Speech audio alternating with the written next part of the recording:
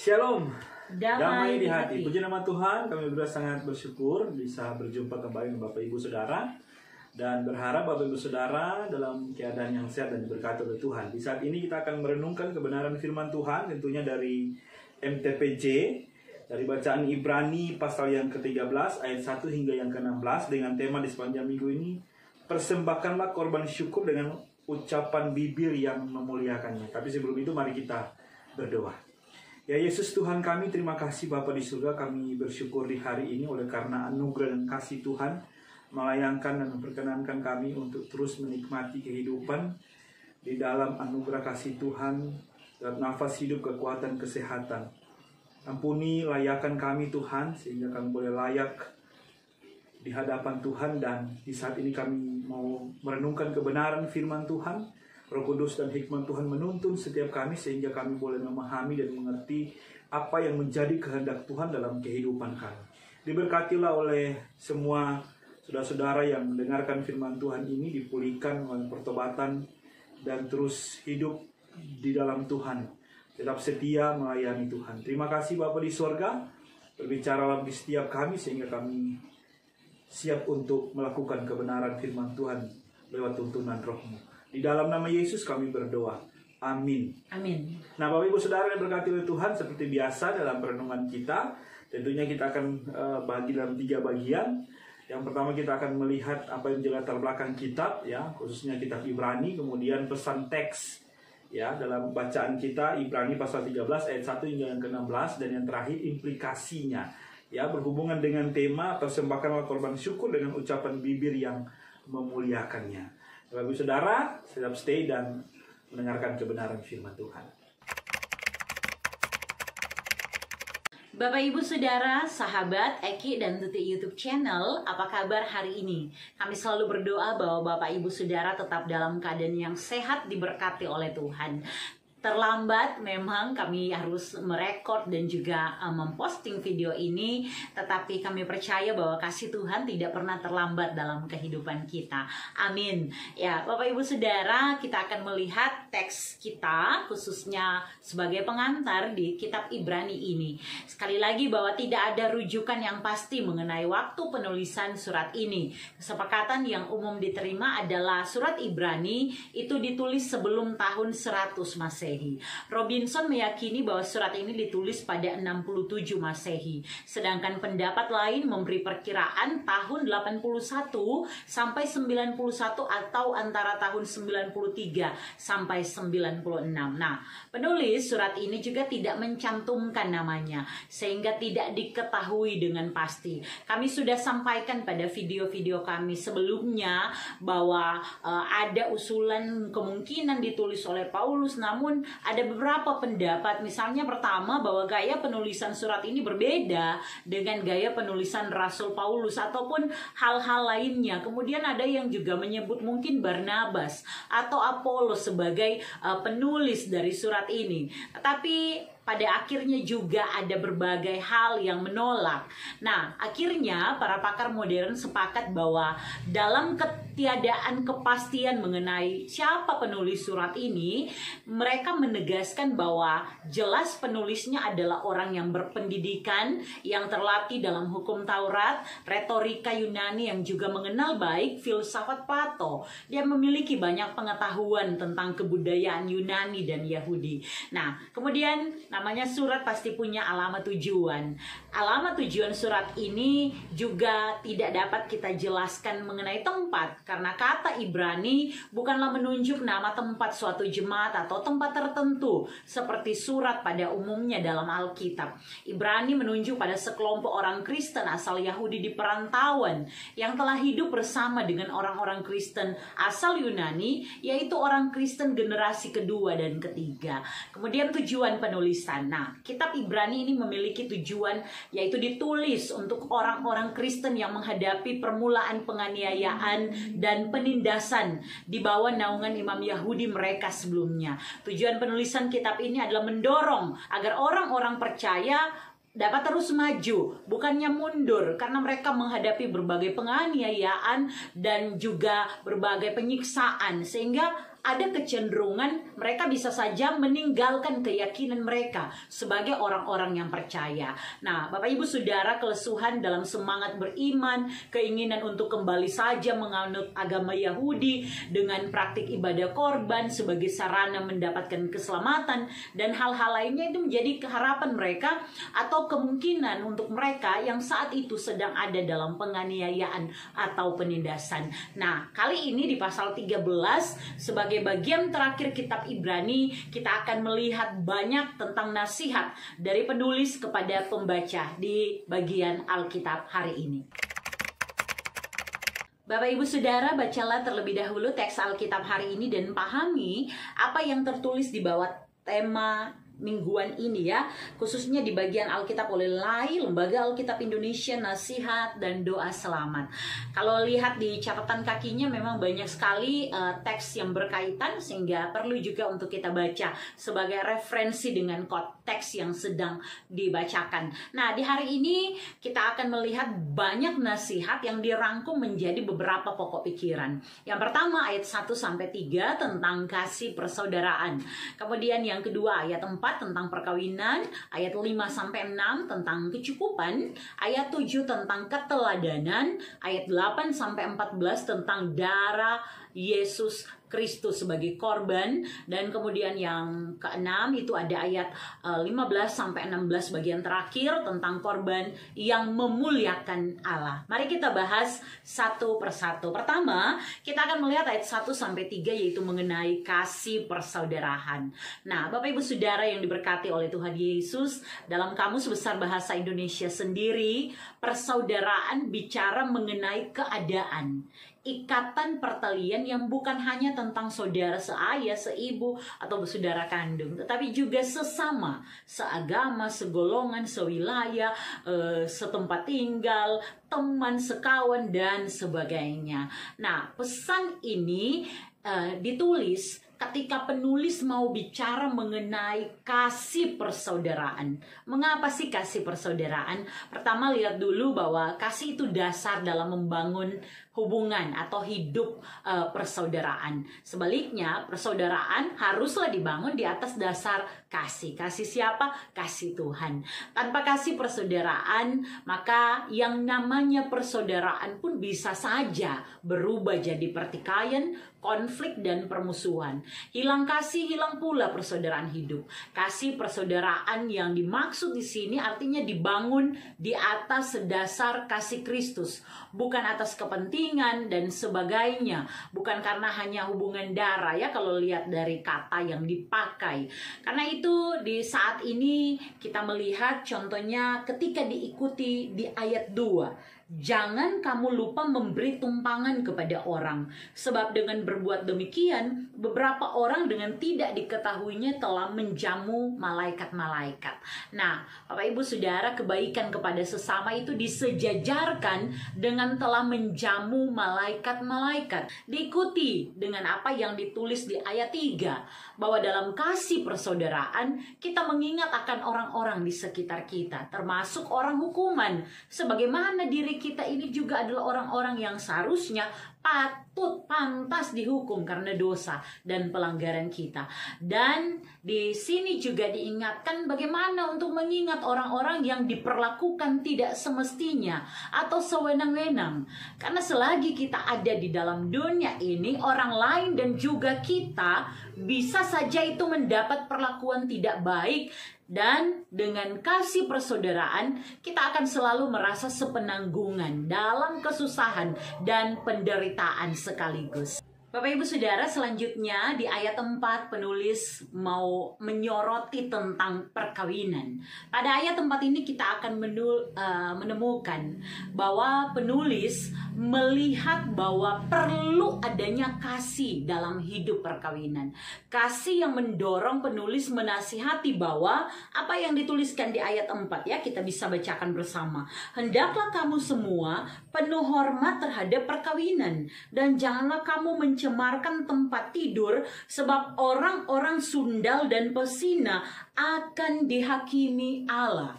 Bapak Ibu Saudara, kekudusan perkawinan adalah hal yang serius. Ini bukan hanya bicara tentang dua orang yang menikah, tapi janji di hadapan Allah dan jemaat sebagai saksinya. Maka sebagaimana Allah itu kudus, penulis mengingatkan pernikahanmu harus dijaga dalam kekudusan, harus memelihara kasih dalam hubungan pernikahan. Hormat terhadap perkawinan itu akan terjadi bila ada kasih yang menghargai peran antar anggota. Kasih yang melahirkan kesetiaan sekalipun dunia sekitar menggoda sekalipun. Nah, kita tahu ya konteks di Ibrani dalam bacaan kita sebagaimana sudah dibahas di latar belakang, sehingga penekanan ini mau mengingatkan mengkhianati pernikahan itu sama dengan ingkar janji kepada Allah dan akan berhadapan dengan Allah langsung. Makanya sekali lagi itu diakhiri dengan perkataan akan dihakimi oleh Allah, bukan manusia lagi, bukan penguasa petinggi pada waktu itu, tetapi akan dihakimi oleh Allah. Sekali lagi serius ya tentang nasihat untuk pernikahan atau perkawinan itu. Ya, kita lanjut di ayat 5-6 tentang kecukupan. Nah, pada ayat ini penulis mengutip Mazmur 118 ayat 6. Sebuah pujian pemazmur bahwa jika Tuhan menolong, tidak ada ketakutan. Sekalipun dalam situasi seperti jemaat orang percaya di Ibrani ini, mereka dalam penindasan, kesesakan, pergumulan yang hebat. Tapi ketika mereka pun mendapat ancaman perlakuan tidak baik dari manusia hebat, sekalipun itu penguasa sekalipun, itu tidak dapat merusak rencana Allah yang menyelamatkan atas kehidupan mereka. Maka jangan takut. Jangan takut karena apa? Ada di ayat 5 ada jawaban di sini. Janganlah kamu menjadi hamba uang dan cukupkanlah dirimu dengan apa yang ada padamu. Karena Allah berfirman, aku sekali-kali tidak akan membiarkan engkau dan aku sekali-kali tidak akan meninggalkan engkau. Sekali-kali diulang di sini untuk memberi penekanan. Satu kali pun Tuhan tidak pernah kasih tinggal jemaat orang percaya yang hidup mengandalkan Tuhan, yang tahu Tuhan mencukupkan segala sesuatunya. Maka Bapak Ibu Saudara yang diberkati oleh Tuhan, jangan menjadi hamba uang adalah pesannya dalam bacaan ini. Jangan melakukan semua karena uang. Itu untuk orang percaya ya, dalam bacaan konteks kita. Panggilan pembaca sebagai masyarakat, pekerja, orang percaya, jangan semata-mata dilakukan hanya dengan keinginan mau dapat uang, mendapat upah. Tetapi kesadaran bahwa Allah memberi kesempatan mengusahakan dan melakukannya, maka kita melakukan dengan baik. Selebihnya, kalau kita sudah melakukan bagian dengan baik, pembaca diingatkan kecukupan adalah tanggung jawabnya Tuhan. Selanjutnya kita lihat ayat 7, ini tentang keteladanan. Nah, Bapak Ibu Saudara, pada bagian ini, nasihat ini diikuti dengan perintah meneladani ayat 7. Ingatlah akan pemimpin-pemimpin kamu yang telah menyampaikan firman Allah kepadamu. Perhatikanlah akhir hidup mereka dan contohlah iman mereka. Saya senang melihat konteks ini yang secara tidak langsung itu menghubungkan. Lihat pemimpin dan lihat juga akhir hidup mereka. Kong contoh dorang pe iman. Secara tidak langsung dapat dilihat ya bahwa iman yang menyelamatkan itu mesti berbuah dalam hidup yang baik dan menjadi teladan sekalipun itu pemimpin. Apalagi Kang, orang biasa saja dituntut, apalagi itu pemimpin. Pemimpin dituntut untuk dapat menjadi teladan. Karena bukan cuma kepemimpinannya, tetapi sampai akhir hidupnya mereka sedang meneladankan Kristus sebagai kepala. Nah, Bapak Ibu Saudara, sangat menarik, tapi masih ada selanjutnya.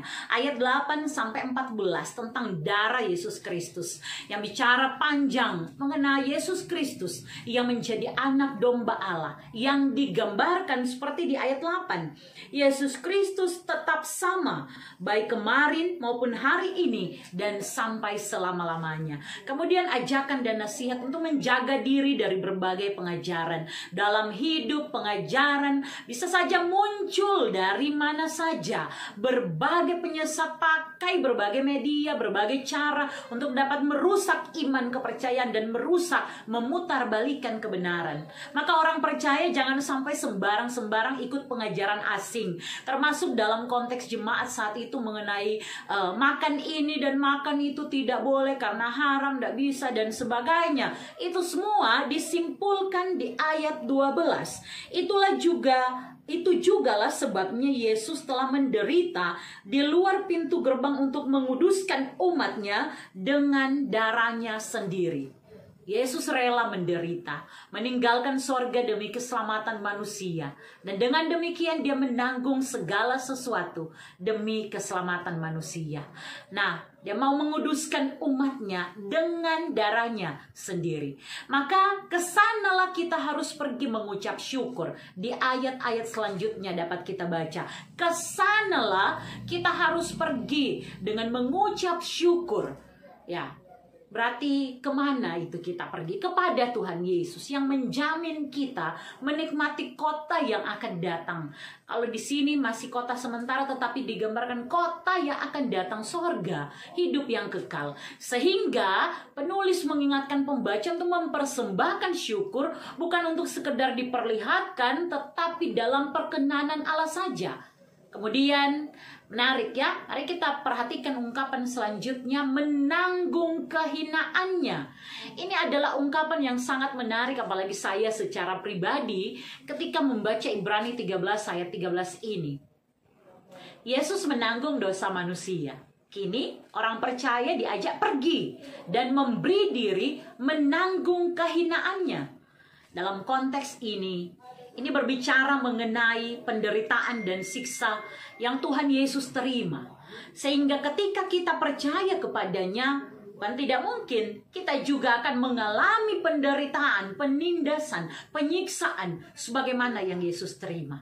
Namun disitulah penulis mengingatkan, penulis mau melihat ya, bahwa manusia yang setia, orang percaya yang setia, dia bertahan dan memperoleh mahkota kehidupan tadi ya, kota yang akan datang. Sekalipun dia harus mengalami penindasan, kesusahan, tetapi tetap setia mengikut Tuhan. Nah, Bapak Ibu Saudara, yang paling terakhir ayat 15 sampai 16 kita bicara tentang korban yang memuliakan Allah. Di bagian terakhir bacaan hari ini jemaat sedang diingatkan bahwa sebagai orang percaya, kemampuan mengucap syukur pun adalah karena Dia, Yesus Kristus. Mari kita lihat bersama-sama kata demi kata dalam ayat 15 ini. Sebab itu, marilah kita ajakkan ya oleh Dia, jadi karena Tuhan, senantiasa mempersembahkan korban syukur kepada Allah, yaitu ucapan bibir yang memuliakan namanya. Pada bagian ini bicara mengenai korban persembahan yang tidak biasa. Ini bukan kambing domba, merpati, tepung, atau lainnya, sebagaimana adat istiadat Yahudi. Tetapi melalui ucapan bibir yang memuliakan nama Tuhan.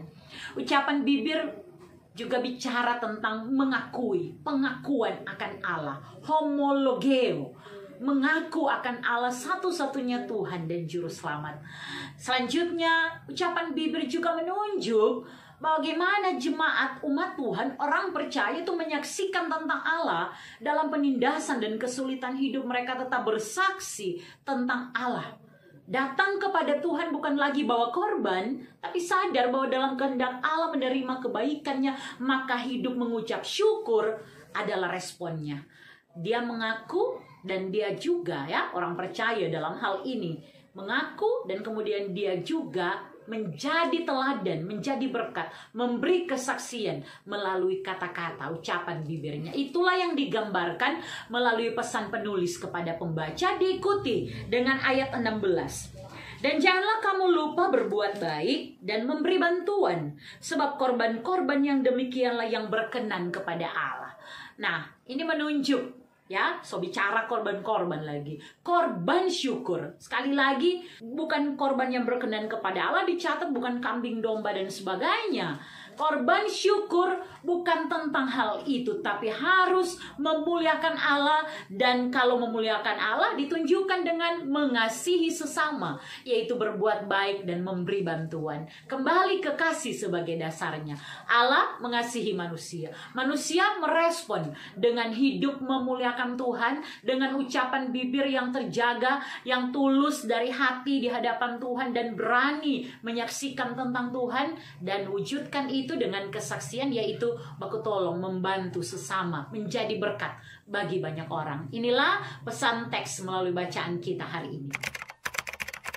Bapak Ibu Saudara yang diberkati oleh Tuhan, tema di sepanjang minggu ini, persembahkanlah korban syukur dengan ucapan bibir yang memuliakannya. Itu diambil dari bacaan yang sudah kita bahas tadi, yang kami percaya juga sudah Bapak Ibu baca di rumah masing-masing, Ibrani 13 ayat 1 sampai 16. Nah, kita akan melihat pesan dan pengajaran penting dari bacaan MTPJ di sepanjang minggu ini. Pertama, mari melihat berhubungan dengan tema mingguan. Kita lihat apa alasan pemilihan tema ini. Bapak Ibu Saudara, sekali lagi kita sedang merayakan, sedang ada atau akan merayakan pengucapan syukur, Thanksgiving. Sejauh ini sudah beberapa kali kita belajar mengenai bagaimana kita merayakan pengucapan syukur. Jangan sampai tanggung jawab bersyukur kita hanya sampai sekedar atau pemahaman ya, cuma sampai sekedar ada bawa persembahan apa sebagai persembahan syukur kepada Tuhan. Tetapi yang paling utama dan ditegaskan di hari ini, bahwa hidup kita, khususnya orang bibir, orang mesti jaga untuk mempersembahkan itu, memuliakan Tuhan. Jadi teladan dengan kata-kata. Pikirkan kapan terakhir kali kita bilang makasih banyak Tuhan dalam orang berdoa keluarga bersama. Karena Tuhan kebaikan bagi keluarga kita. Pikirkan kapan terakhir kali kita katakan shalom. Dan itu dengan tulus kepada orang-orang yang mungkin terserah aja mau jadi apa. Kapan kita menyapa teman dengan sopan, bukannya makian, bukan baku dapa kok langsung memaki. Sebaliknya, pujilah Tuhan menjadi pesan bagi kita. Bersyukurlah saat kita diberi kesempatan melayani, menjadi MC, pro kantor, dan dalam pelayanan, sekalipun itu mimbar kecil atau sekalipun itu hanya berdiri di depan untuk memberitakan firman. Semangat, walau itu hanya menyanyi di ibadah kolom, diberi kesempatan, beri kesaksian saat ulang tahun. Jangan lupa untuk menyaksikan tentang Tuhan. Jangan malu mau bilang, torang anak-anak Tuhan, torang diselamatkan, jadi berkat, jadi teladan. Beritakan kabar baik daripada Tuhan lewat teladan kehidupan. Karena Tuhan mau kita memuliakan namanya melalui bibir yang terpaut dari hati yang benar. Jangan sampai lain di hati dan lain di bibir, karena Tuhan tahu sampai kedalaman hati kita. Jadi ucapan bibir harus memuliakan Tuhan dan jadi teladan. Kedua, mengenai memelihara kasih persaudaraan. Semua itu Tuhan punya ya dalam torang kehidupan. Jangan dalam hubungan persaudaraan masalah kecil jadi besar, saudara jadi musuh dan baking rusuh, padahal hanya karena urusan kaos kolom, kerja bakti, dana kolom dan sebagainya, yang esensi dilupakan karena yang tidak pokok-pokok ini. Saudara, kasih banyak artinya orang baku-baku baik selama ada di dunia ini. Pelihara baik-baik itu kasih persaudaraan. Yang ketiga, mengenai baku tolong. Jangan pilih-pilih mau berbuat baik. Tolong siapapun yang berhak ditolong. Mereka yang diperlakukan tidak semena-mena. Doa syafaat kita mendoakan. Dalam doa keluarga kita mendoakan mereka yang mungkin tidak makan dan minum. Tapi kalau kita punya dan kita boleh menjangkau, mengapa tidak juga untuk memberi bantuan? Jangan hanya berpikir memperkaya diri, hidup sederhana apa adanya, hidup memuliakan Tuhan dengan yang ada. Tapi juga tentunya jangan kongsonin tahu kan untuk menabung dan sebagainya. Baku tolong artinya tolong dulu tong pediri, agar supaya orang bebas dari berbagai hal termasuk kemalasan dan kemiskinan. Tolong dan berbuat baik. Kemudian yang keempat, mengenai mengenai keteladanan. Jadilah teladan siapapun kita. Apapun yang sedang dipercayakan kepada kita, jadi teladan ya. Jangan sampai ada orang-orang Kristen, orang-orang percaya yang terdengar so di sana, so dapat tangkas, so begini. Hanya karena tidak dapat mampu menjadi teladan. Kalau Tuhan kasih kepercayaan, pakai itu untuk memuliakan Tuhan. Jadi teladan. Sampai akhir hidup orang lihat kita, orang memuliakan Tuhan. Kita menjadi contoh dan teladan. Ingat, kita semua ini hanya display. Allah yang mengatur kita untuk menjadi display dan menempatkan kita. Orang akan melihat karya Tuhan melalui kita. Maka baking yang bagus, jadi contoh. Yang kelima mengenai perkawinan. Jaga baik-baik. Sekali lagi, seperti di pesan teks tadi ya, kami berbagi betapa pentingnya untuk memelihara kasih dalam hidup perkawinan. Bapak Ibu Saudara, saya melihat akhir-akhir ini banyak keluarga Kristen diambang dari perceraian. Banyak sekali. Dan iblis punya banyak cara dan masih punya banyak sekali cara untuk dapat merusak keluarga-keluarga Kristen. Itu bukan cuma masalah suami dan istri, tapi juga keluarga dan keluarga. Terlebih anak-anak menjadi imbas. Sehingga pelihara kekudusan dalam rumah tangga. Andalkan Tuhan. Pegang janji pernikahan. Bukan karena kita ada janji pangana. Saya sebagai istri berjanji ke Eki sebagai suami. Tidak. Tetapi pegang karena kita berjanji di hadapan Tuhan. Jaga kekudusan pernikahan, jaga kekudusan perkawinan. Kalau ada sesuatu yang tidak mampu diceritakan, bertemu pendeta, konselor, ceritakan ya. Tapi lebih daripada itu datang Pak Tuhan dalam doa kalau ada pergumulan. Karena hidup, apalagi ekonomi sekarang banyak tuntutan. Tapi tetap bersyukur dan hidup cukup itu sudah baik. Yang banyak menuntut itu anak-anak yang masih muda karena susah sekarang mencari doi. Kasih kurang dan berhenti bakar doi bagi yang masih merokok. Syukuri baju layak pakai yang masih ada di rumah kita dan pakai itu. Jangan jadi orang-orang yang hedonisme. Cukupkan diri. Apalagi ini sudah mau pengucapan jamba paksa. Karena Tuhan tidak minta apa-apa, yang Tuhan mau hidup kita yang sudah diselamatkan itu memuliakan Tuhan. Pakai orang bibir untuk perkatakan kebaikan Tuhan dan orang lihat itu ketika kita menjadi berkat dan teladan. Tuhan Yesus memberkati dan selamat merayakan pengucapan syukur bagi yang akan merayakan di minggu berjalan ini. Amin firman Tuhan. Bapak Ibu Saudara diberkati oleh Tuhan, itulah perenungan firman Tuhan yang dapat kami sampaikan. Kami percaya dan meyakini Bapak Ibu Saudara akan dimampukan Tuhan untuk melakukan kebenaran firman Tuhan. Dan akhirnya kita harus berpisah dan kita akan berjumpa nanti minggu depan. Tapi sebelum itu mari kita nutup dalam doa. Silakan hambanya untuk menutup. Ya, Bapak Ibu Saudara, mari kita berdoa. Tuhan Yesus, terima kasih untuk kebaikan-Mu. Kami memuji dan memuliakan Engkau Tuhan, pemilik kehidupan kami. Juru selamat kami satu-satunya yang berkuasa atas hidup kami. Terima kasih Tuhan, karena Engkau telah menjadi korban sekali untuk selama-lamanya, untuk menebus kami. Kami yang berdosa ini, kami yang sepantasnya dihukum, kami yang seharusnya dihukum. Tetapi oleh karena kemurahan Tuhan, kami menikmati anugerah selamat daripada Tuhan. Maka terima kasih Tuhan. Inilah hidup kami. Kami bersyukur untuk firman-Mu yang mengingatkan, menegur, dan membawa kami untuk memahami kebenaran-Mu.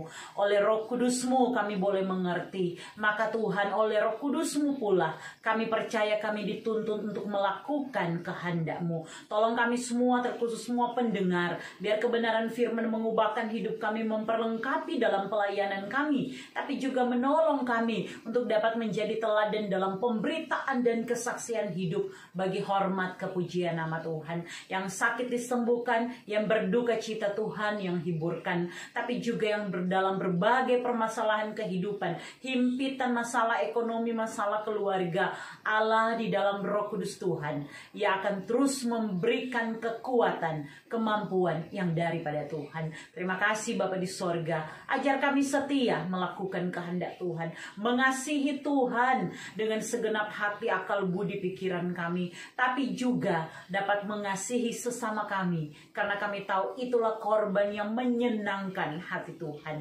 Ini doa kami Tuhan, kami sampaikan syukur doa ini dalam nama Tuhan Yesus. Amin. Amin. Nah, Bapak Ibu Saudara, pada akhirnya sampai jumpa. Tuhan Yesus memberkati.